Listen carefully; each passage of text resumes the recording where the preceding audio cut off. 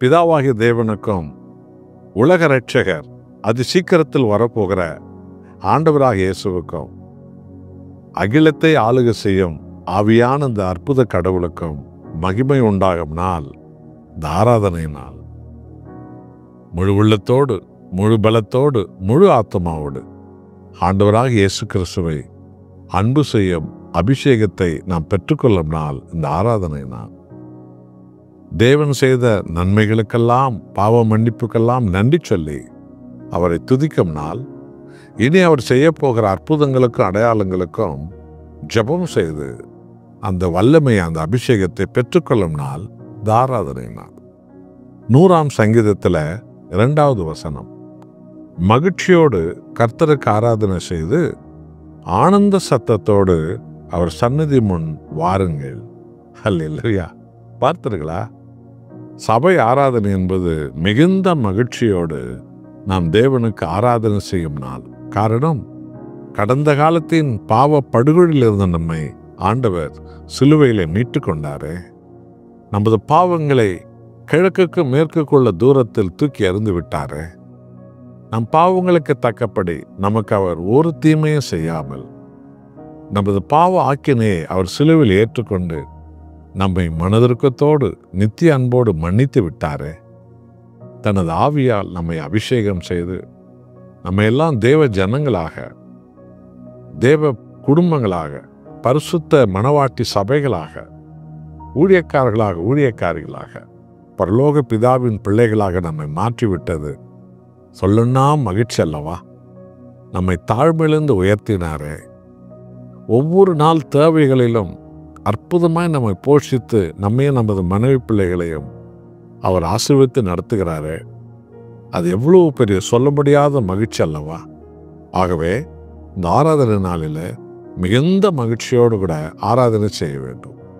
ஆனால் அந்த பரிதாபம், ஜனங்கள் இருமனம் உள்ளவர்களாக ஆராதனையில் உள்ள பிள்ளைகள் எல்லாம் ஆராதித்து கொண்டிருப்பார்கள். உத்தமமாக உண்மையா? எத்தனையோ ஜனங்கள் வாயை மூடிக்கொண்டு ஊமைகளைப் போல கவனத்தை எங்கேயோ வைத்து கொண்டு செத்த ஜனங்களைப் போல, வாடிப்போன இலைகளைப் போல சபை ஆராதனைகளில் ஜனங்கள் இருப்பதை இன்றைக்கு எல்லா இடத்திலும் நாம் காணலாம். காரணம், அவர்கள் எண்ணங்கள் எங்கேயோ இருக்கிறது. ஏதோ கடமைக்காக அவர் என்ன சொல்லுவாரோ, இவர் என்ன சொல்லுவாரோ என்ற யார் யாருக்கு பயந்து ஆராதனைக்கு வரக்கூடிய கூட்டங்கள்லாம் கூட இருக்கிறது. அவங்கெல்லாம் இந்த வாடிப்போன இலைகளைப் போலவே வாயை திறந்து தேவனை ஆராதித்து துதிக்க தெரியாதவர்களாக இன்றைக்கும் இருப்பார்கள். அல்லேலூயா சொல்லுங்கள் எல்லோரும் என்று இன்றைக்கு சொல்லி கொடுத்து தான் எல்லாரும் அல்லேலூயா சொல்லுகிற இடத்துல இன்றைக்கும் ஜனங்கள் இருக்கிறார்கள். உணர்ந்து பாருங்க அன்பானவர்களே. பைபிள் சொல்லுகிறது, மகிழ்ச்சியோடு கர்த்தருக்கு ஆராதனை செய்து. அப்போ ஆராதனை என்பது ரொம்ப சந்தோஷமா, மகிழ்ச்சியோடு ஆர்ப்பரித்து கைகளை அசைத்து நாம் எம்பி குதித்து ஆராதிக்க வேண்டும். ஆனந்த சத்தத்தோட, பார்த்தீங்களா? துக்கமான சத்தத்தோடு அல்ல, ஆனந்த சத்தத்தோடு பிதாவை, ஆண்டவர் இயேசுவை, ஆவியான தேவனை நாம் ஆராதிக்க வேண்டும்.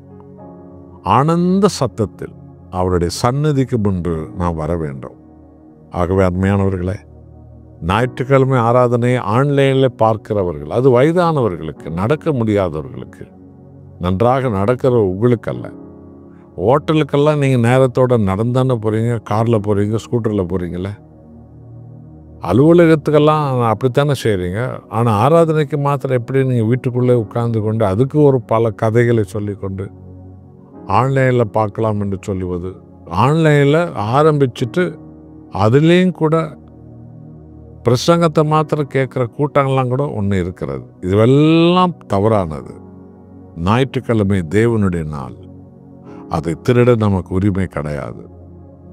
அந்த நாள் முழுவதும் தேவனை ஆராதிக்க வேண்டும். என்னை கனம் பண்ணுகிறவர்களை நான் கனம் பண்ணுவேன், என்னை அசட்டை பண்ணுகிறவர்கள் அசட்டை பண்ணப்படுவார்கள் என்றார் தேவனாகிய கர்த்தர். அதனால தேவனை கனம் பண்ணுங்க, மகிமை பண்ணுங்க, நீங்க மேன்மையை காண்பீர்கள். ஜெபிப்போமா. நல்ல பிதாவே, இந்த ஆராதனை நாள் உம்முடைய நாள், சிலுவையிலே இயேசு உயிர்த்தெழுந்த நாள், துதியின் நாள், நன்றி சொல்லும் நாள், உம்முடைய அபிஷேகத்தை பெற்றுக்கொள்ளும் நாள், ஆராதனை நாள். ஆகவே இந்த நாளில் சபையில் உம்மை மகிழ்ச்சியோடு ஆராதிக்க அபிஷேகம் தாரும். ஆனந்த சத்தத்தோடு உம்முடைய சந்நிதி முன் வர வேண்டும் என்று தேவன் எங்களுக்கு கட்டளை கொடுக்கிறீர். அந்த பலனை எங்களுக்கு தாரும். ஆண்டவரே, ஆசீர்வதியும், விடுவியும், ரட்சியும். இயேசு நாமத்தில் பிதாவே, ஆமென்.